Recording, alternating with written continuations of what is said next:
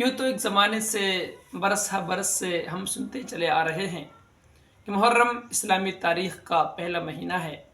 اسی مہینے کی 10 تاریخ کو جگر گوشہ رسول بی بی آمنہ کے پھول سیدنا امام حسین رضی اللہ تعالیٰ عنہ کی شہادت کا واقعہ پیش آیا، مگر کبھی ہم نے اس بات کی طرف ذہن لے جانے کی کوشش کی کہ اسلامی تاریخ کی ابتدا کیسے ہوئی اور اس کی تاریخ کیا ہے۔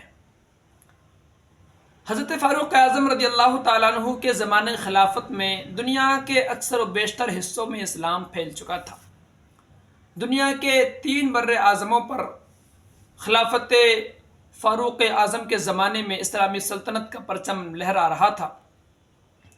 حضرت عمر بن خطاب رضی اللہ تعالیٰ عنہ مدینہ شریف میں تشریف فرما ہو کر تمام جگہوں کی خبرگیری خط و کتابت کے ذریعے، خطوط کے ذریعے فرمایا کرتے تھے۔ ایک مرتبہ آپ نے حضرت ابو موسیٰ اشعری رضی اللہ تعالیٰ عنہ کو ایک خط لکھا، تو انہوں نے جوابی خط آپ کو ارسال کیا اور اس میں یہ عرض کی کہ اے امیر المؤمنین، آپ ہمیں خط جو بھیجتے ہیں اس پر کوئی تاریخ نہیں ہوتی۔ اس پر آپ کو حضرت عمر فاروق اعظم کو بہت احساس ہوا کہ مذہب اسلام ایک آفاقی مذہب ہے، اس کی کوئی مستقل اپنی تاریخ ہونی چاہیے۔ چنانچہ مدینہ اور اطراف مدینہ میں اعلان کرا دیا گیا کہ حضرت امیر المؤمنین صحابہ کرام سے مشورہ فرمائیں گے، لہٰذا اس وقت کے معززین اور صحابہ کرام 30 جمادی الثانی 17 ہجری بروز جمعرات مسجد نبوی شریف میں حاضر ہو گئے۔ حضرت عمر فاروق اعظم رضی اللہ تعالیٰ عنہ نے اسلامی تاریخ کی اہمیت اور فضیلت پر ایک عظیم الشان خطبہ ارشاد فرمایا۔ اس وقت دنیا میں 4 طرح کی تاریخوں کا رواج تھا: تاریخ قمری یعنی چاند کے حساب سے تاریخ جاننا، دوسرا تاریخ شمسی سورج کے حساب سے تاریخ کو جاننا، جسے عیسوی تاریخ بھی کہتے ہیں، ہمیں انگریزی تاریخ کے نام سے بھی اس کا علم ہے۔ تیسری تھی تاریخ عبرانی، یہودیوں کی تاریخ اور دنوں کا حساب لگانے کا جو طریقہ تھا، اور چوتھی تھی تاریخ جولیانی۔ حضرت فاروق اعظم رضی اللہ تعالیٰ عنہ نے ارشاد فرمایا کہ اسلام ایک آفاقی مذہب ہے اور اس کے ماننے والے، اس پر عمل کرنے والے دیہات کے لوگ بھی ہیں، شہر کے لوگ بھی ہیں، اور پڑھے لکھے بھی ہیں، ان پڑھ بھی ہیں۔ چاند کے حساب سے، اس کے اتار و چڑھاؤ کے حساب سے اسلامی تاریخ کو جاننا آسان ہوتا ہے، دیہاتی لوگ بھی جان لیتے ہیں چاند اتنا بڑا ہو گیا، اتنے دن گزر گئے۔ اس کے برخلاف سورج ہر دن ایک ہی رنگ و روپ میں ہوتا ہے، اس سے تاریخ کا اندازہ نہیں ہوتا۔ تو اس کے پیش نظر آپ نے ارشاد فرمایا کہ تاریخ قمری ہی اسلامی تاریخ کا ایک مستقل ذریعہ ہوگا، اور خود نبی پاک صلی اللہ تعالیٰ علیہ وآلہ وسلم بھی اسلامی تاریخ کو چاند کے حساب کو ہی پسند فرمایا کرتے تھے۔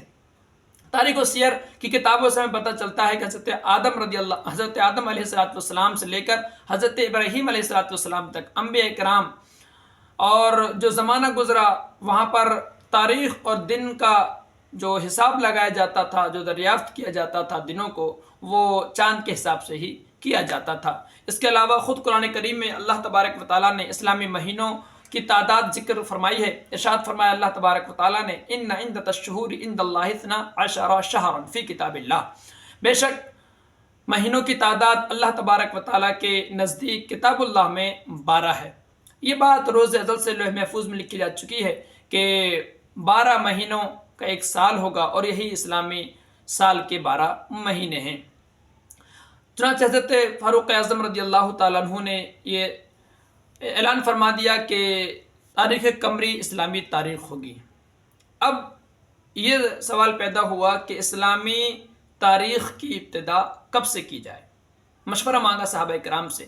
کچھ صحابہ کرام نے مشورہ دیا کہ نبی پاک صلی اللہ تعالیٰ علیہ وآلہ وسلم کی جب ولادت ہوئی، جس مہینے میں، اس وقت سے اسلامی تاریخ کی ابتدا کر لی جائے۔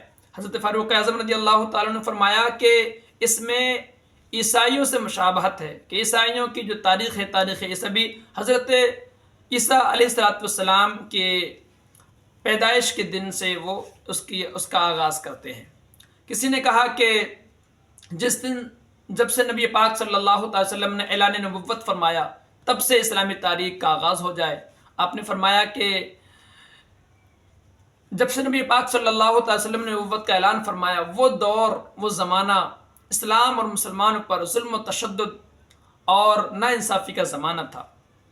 کسی نے مشورہ دیا کہ نبی پاک صلی اللہ تعالیٰ علیہ وآلہ وسلم کی وفات جب ہوئی تب سے اسلامی تاریخ کا آغاز ہو جائے۔ آپ نے ارشاد فرمایا کہ وہ ایک بڑا حادثہ تھا، حادثہ کبریٰ تھا، اس وقت سے اسلامی تاریخ کا آغاز کرنا مناسب نہیں ہے۔ پھر خود ہی آپ نے ارشاد فرمایا کہ ہجرت کے بعد سے، جب ہجرت ہوئی تو ہجرت سے حق اور باطل کا امتیاز سامنے آیا۔ ہجرت کے بعد ہی شعائر اسلام یعنی جمعہ اور عیدین کی نمازیں علی الاعلان ادا کی گئیں۔ ہجرت کے بعد ہی سے فتوحات اسلامیہ کا دور شروع ہوا۔ اس طرح ایک اسلام کا زرعی دور ہجرت کے بعد شروع ہوا، لہٰذا ہجرت سے اسلامی تاریخ کی ابتدا کی جائے۔ اب سوال پیدا یہ ہوا کہ مہینہ کون سا ہو، کس مہینے سے آغاز ہو اسلامی سال کا؟ تو بعض صحابہ اکرام نے یہ مشورہ دیا کہ رمضان المبارک کے مہینے سے اسلامی سال کی ابتدا کی جائے۔ داماد رسول خلیفہ سوم سیدنا عثمان غنی رضی اللہ تعالیٰ عنہ نے یہ مشورہ دیا کہ جب سے نبی پاک صلی اللہ تعالی وسلم نے ہجرت فرمائی اسی وقت سے، اسی مہینے سے اسلامی سال کا آغاز کیا جائے۔ یوں ہجرت تو نبی پاک صلی اللہ تعالی علیہ وسلم نے ربیع الاول شریف کے مہینے میں فرمائی، لیکن اس کی جو نیت تھی آپ نے محرم الحرام کے مہینے میں ہی فرما لی تھی۔ اس طرح محرم الحرام سے اسلامی سال کا آغاز کیا جائے۔ فاروق اعظم رضی اللہ تعالیٰ عنہ نے فرمایا کہ نبی پاک صلی اللہ تعالی وسلم نے محرم کے بارے میں ارشاد فرمایا ہے کہ شہر اللہ المحرم، یعنی اللہ کے مہینے محرم کو قرار دیا ہے۔ تو نبی پاک صلی اللہ تعالی وسلم نے اس مہینے کی جو فضیلت بیان فرمائی ہے اس کے پیش نظر، اور ہجرت کا ارادہ آپ نے محرم الحرام کے مہینے میں فرما لیا تھا، اس کے پیش نظر یہ طے کر کیا گیا کہ محرم کے مہینے سے اسلامی تاریخ کا آغاز کیا جائے گا۔ پھر فرمایا کہ حضرت فاروق اعظم نے کہ حجاج اکرام بھی اس وقت تک حج سے فارغ ہو کر اپنے اپنے وطن کو واپس ہو جاتے ہیں۔